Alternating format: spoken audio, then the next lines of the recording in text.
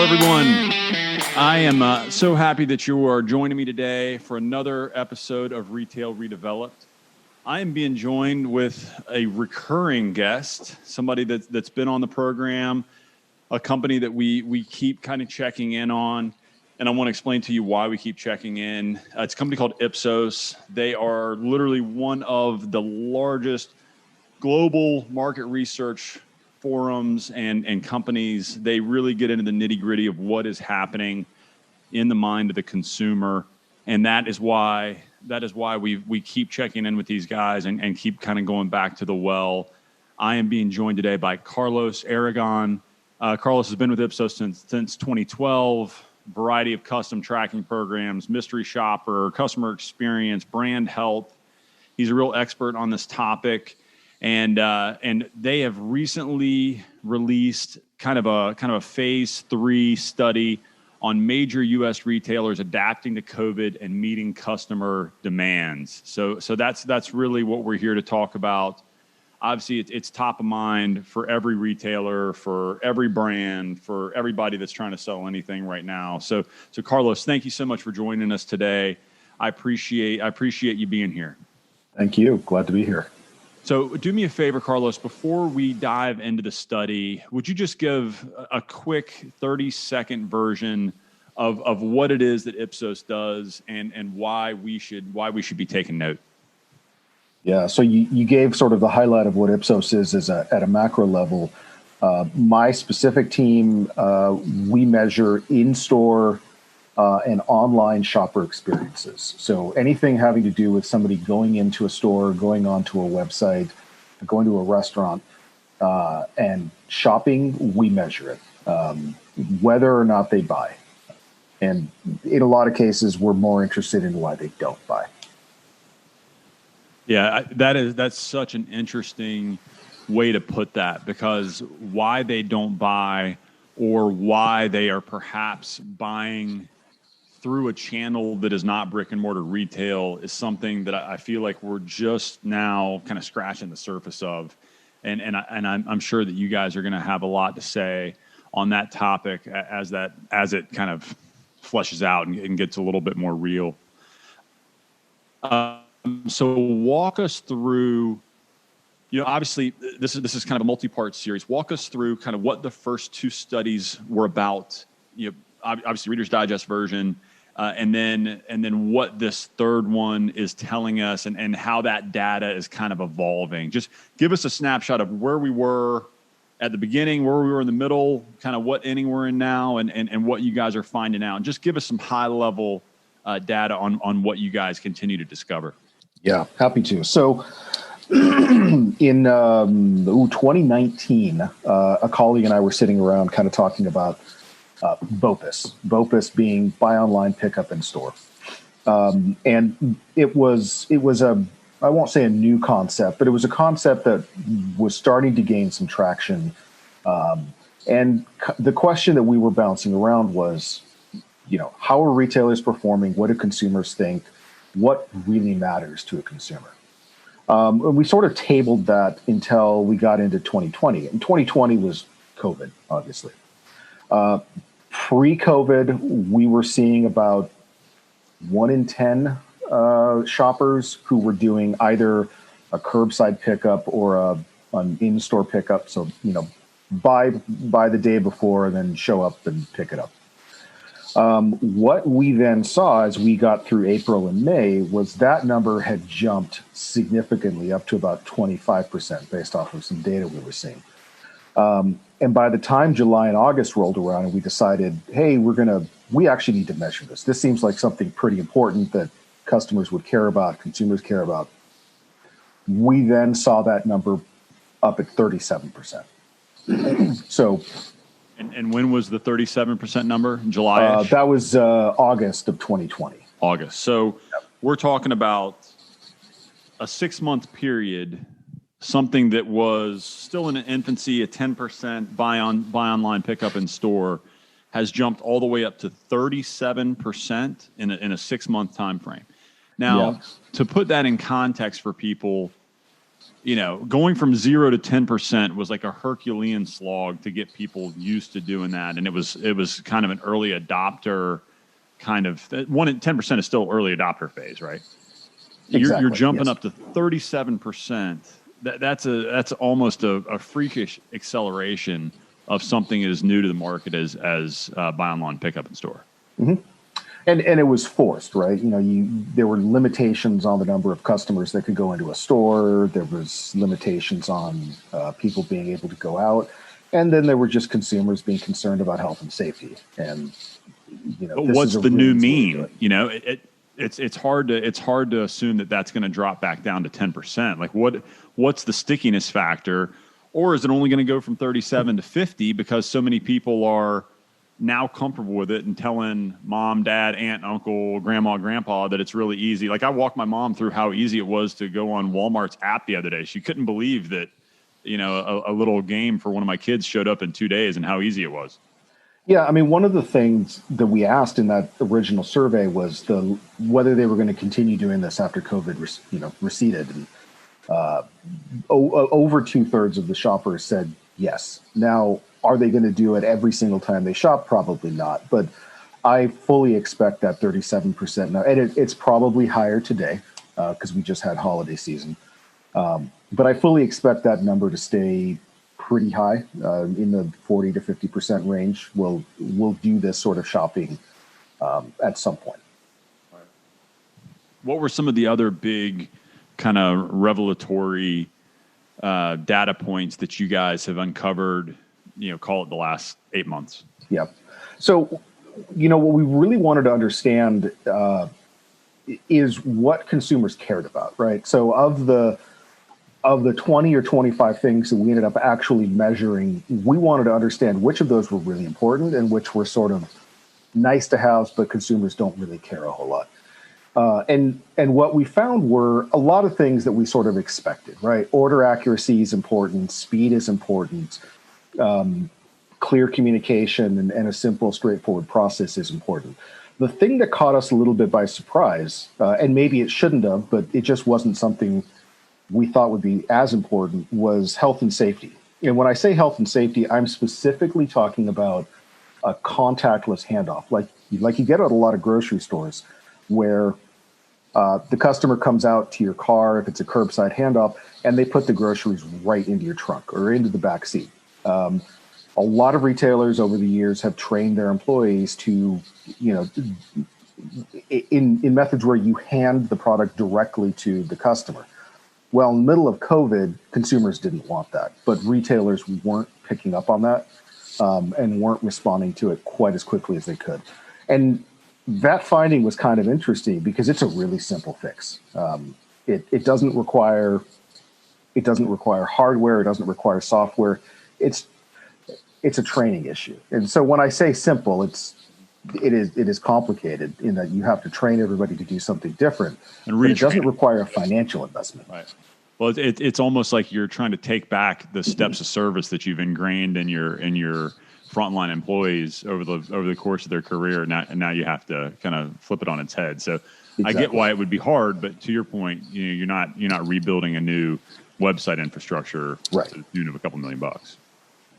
Right. And the other thing that we learned, and this didn't surprise us all that much, was out of stock. We were finding a lot of shoppers would go onto the websites and they would try and buy something for a pickup, and some websites do a really fantastic job. And the two that I specifically have in mind are Home Depot and Lowe's, where if you go onto the website, you go into the app, it tells you exactly how many of these items are in stock, where to find them, what aisle it's on, which box. Yeah, it is superb from a consumer point of view. You're talking to a guy that just moved into a new house and basically lives at Home Depot at the moment. Mm-hmm. And I'll tell you, I downloaded their app a couple months ago, and now pretty much shop on it exclusively. Before I even go there, I look at what I'm going to get. They do a great job of telling you when it's shipped, when it's going to be there, or if it's there, what aisle it's on. Yep. Shout out to them. And from what anecdotally, and this is a call originating in Charlotte, North Carolina, as we talked about before we came on. This is Lowe's country, right? Like, so you got Home Depot down the street, and in Atlanta, you got Lowe's here in Charlotte. Lowe's is currently building a skyscraper right outside of uptown Charlotte, in the middle of South End, the sexiest neighborhood in Charlotte, just to house their IT department. Right? I'm talking about like a 275,000 square foot building. Somebody's going to fact check that number, by the way, on this podcast. I will get fact checked on that. But they are building a skyscraper in the middle of the hottest neighborhood in town, just for their IT department, and that tells me that Home Depot's putting some pressure on them from an app IT user interface perspective. I absolutely believe that. Yeah, it was an interesting contrast. You know, when we measured brands, what we typically found was that size matters, right? Walmart and Target, two of the biggest retailers in the world, did the best job overall when it came to curbside pickup, in-store pickup, right? Their process is superb. However, the struggle that they both have, and that a lot of retailers have, not just them, was that online inventory, being able to see what's available in store and being able to find it in store. And they both struggle with that. Walmart in particular had a lot of out of stocks. Like, I don't know if you've ever shopped Target or Walmart, but they have literally anything in the world that you could think of buying, they have on their website. The problem is it's not always clear. Is it a delivery product? Is it in store? And if it is in store, is it available at the store that I want to go to? Yeah, it is a touch cumbersome because on Walmart's app, which again, I think Walmart has done an incredible job. I shop. I'm not too proud to shop at Walmart. I love it. You know, shout out to Walmart. You get all the same brands everywhere else, and it's cheaper. So, you know, I'm at heart a cheap bastard. So I'm not afraid to go to Walmart. But it's weird because they have the Walmart.com and the shop in store on the same app. There's two different portals that you enter. I'm sure they're going to work to clean that up. But to your point, you think you're shopping at your neighborhood store and you're shopping. It's Amazon, right? They're doing the exact same thing as Amazon, right. And they're doing it really freaking well. And sometimes now, like Christmas time, Santa was cross-checking Walmart and Amazon before he was telling his elves what to build. So yep. So that's no doubt that Walmart is making strides, but still but they were a little behind the game, right? Like they didn't see that Amazon was about to do to them what they did to Kmart until, you know, it was well in motion. So kudos to them for making a huge investment and making it their top priority. Yeah, I mean, Walmart, I think, I can't remember when they stood up their curbside, but it felt like it was in the middle of COVID. I know they had in-store pickup before COVID. Their curbside wasn't that mature yet, but they've done a really good job with executing. They do, you know, they're accurate. They bring the products out to the curb quickly, and they're one of the retailers that does a pretty decent job when it comes to a contactless handoff. So Walmart's doing a lot of things correct, and so is Target, and so are a lot of other larger retailers. Do you think that Walmart's going to continue to catch up to Amazon in the online world, or do you think that this has just gotten them kind of into the playing field and now they're going to plateau? How do you see that continuing to evolve? Yeah, the short answer is I don't know. Their Amazon Prime competitive product, I thought was it had a really good value proposition. You know, there's a lot of people who don't particularly like Amazon for various reasons. And now Walmart gives them an alternative to Amazon and more or less the same types of products, if not the exact same products. So I'm super curious. I mean, Walmart has done a great job of making it easy to buy from them. And we'll see whether they're able to push back some of Amazon's inroads against their market share. So what are some of the other major takeaways that you guys are seeing from this last study? And are there any specific industries that seem to be adapting well to COVID or quicker than others? So what we found was a couple of things. Grocery stores in particular were doing probably the best job at the actual delivery, the actual handoff of products. Having parking spots, directing people to them, making the store notification process easy, and then handing out the product. They struggled a bit with order accuracy. However, we're talking food, we're talking substitutions, we're talking things like that. So it's highly subjective, and if somebody ordered Wonder Bread and that wasn't available and, the store substituted something else, consumers say the order is inaccurate. Well, is it? I think from the retailer's point of view, they delivered. From the consumer point of view, it's a little bit more nuanced. The other thing that we found, which I thought was really interesting, was there's a lot of different types of retailers who are trying to do curbside and in-store pickup. And the wait times are kind of all over the map. I think your average wait time was about 4 minutes before the holidays. It's now it was 5 minutes during holidays, which I don't think is a surprise. There was a lot more shoppers out there. But, at the end of the day, consumers are going to make a calculation in their head of, is this quicker and easier than me just going into the store? If I have to wait at a 7-Eleven for 10 minutes to get what I ordered, well, that doesn't make any sense because I can be in and out in 2 minutes. But Carlos, don't you think that we are still seeing the infancy of grocery stores trying to figure this out? Like, in my mind, it's hard for me as like a cold-blooded real estate nerd, right? Like that, all I do is think about retail and real estate all day. And I think about how smart these people are. Like, these are not dummies. Like, the people that are figuring this out at Publix and Kroger and Wegmans, these are smart freaking humans. And in my mind, it's very hard for me to see a future, at least in an urban core, a Seattle, a Charlotte, a dense city, where this is completely turned around, right? In my mind, there is an interface back of house that is as easy to get to as the front of the house. And you have full-time employees that are just back there servicing, right? Mm-hmm. They're just back there getting these online orders.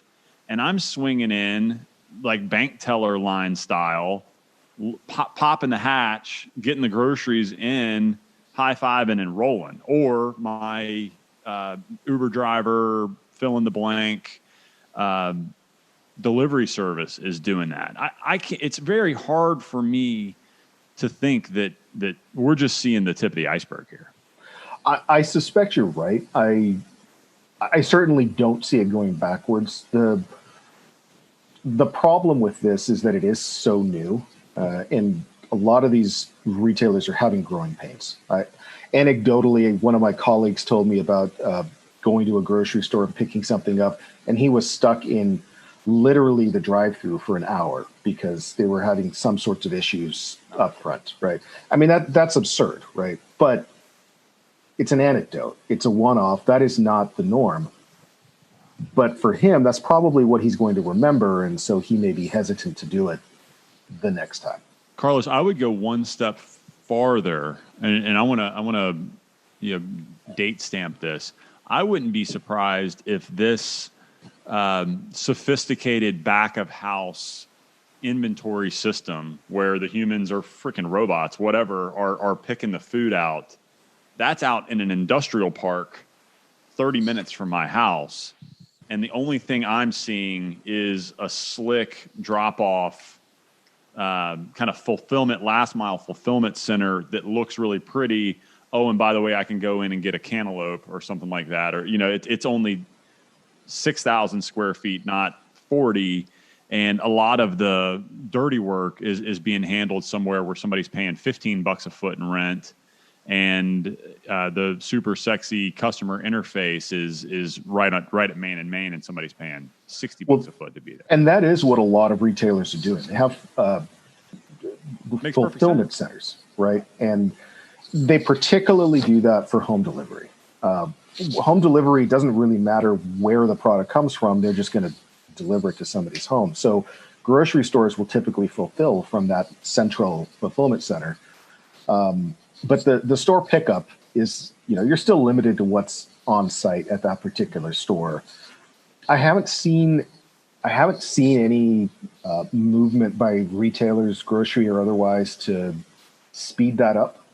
Best Buy, for example, you can have product shipped from one store to the other and then pick it up at whatever's most convenient. But it takes a little bit of time, a couple of days, a week, something like that. Write it down, Carlos. I see a future where as long as I order by noon, by 2:30, I can roll up to my neighborhood fulfillment center, snatch up my $150 worth of groceries, and roll back down the road. And it was assembled 30 minutes away. I mean, that's effectively what Amazon's doing today. That's right. Same day delivery. That's what everyone has to compete against at the end of the day. The other thing, I just saw an email come in this morning that I glanced at, but Uber Eats, Instacart, Shipt, those sorts of home delivery services, a lot of grocery stores and a lot of retailers are trying to figure out whether or not those services actually are beneficial. I read a report around Christmas time that said that a lot of grocery stores make $0 in profit off of third-party delivery services. So if you're not making any money on it, is it beneficial? Right. I don't know the answer to that, but it is something that I know grocery in 2021 is going to have to figure out, because if consumers find it really convenient, and they do, what are grocery stores going to do when they're starting to sell significant portions of their stock for no profit? Again, these are extremely sophisticated companies. That it's not going to happen. Again, these are conversations that are happening in back rooms of all these companies right now. And again, they're all making so much money right now because they were the only thing open for 6 months, and they're still feeling that on their balance sheet. But there's again, it's hard for me to understand a future where they are not innovating like crazy on this because they have to, or else somebody's going to come in and make them a dinosaur. All right, Carlos, you've already been crazy generous with your time. Hit me with something that surprised you out of this last study, and then once you're done with that, please tell people how they can get more information and kind of dive a little deeper for the other nerds out there that really want to get the full dose. Yeah, so I think the thing that surprised me the most was that I've talked a little about already was how well grocery stores are doing at the actual fulfillment process. On the flip side, it surprised me how well everybody other than grocery was doing at order accuracy.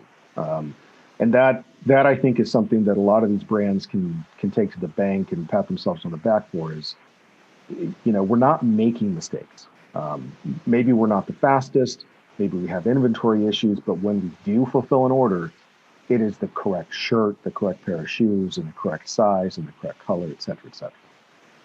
And for 2021, we're probably going to do another round or two of these studies measuring these things.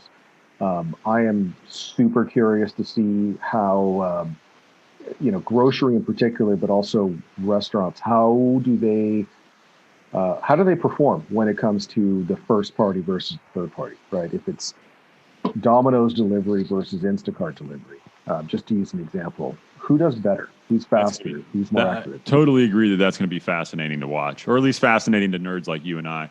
How can people go in and dig in? Where can they find more information on what you do and what IPSOS does? Yeah, so ipsos.com is our website. And if you can search for my name, you can search for Channel Performance. But in either case, there's a whole load of articles, white papers, whatnot that we've all written talking about this and other subjects that they can learn about. Awesome, Carlos. I want to take a second for acknowledging you and just saying thank you for coming on the show, for sharing you guys' knowledge. It's great to have somebody that's actually crunching the numbers as opposed to some talking head like me that's just spouting off, whatever silly ideas are in his head or what he thinks he sees in the market. So thank you for crunching the data. Thank you for being so willing to come on and share your thoughts. And you guys go check out more of IPSOS if it's helpful information for you. Once again, Adam Williams, Retail Redeveloped. Thank you for listening as always, and we'll talk to you again soon.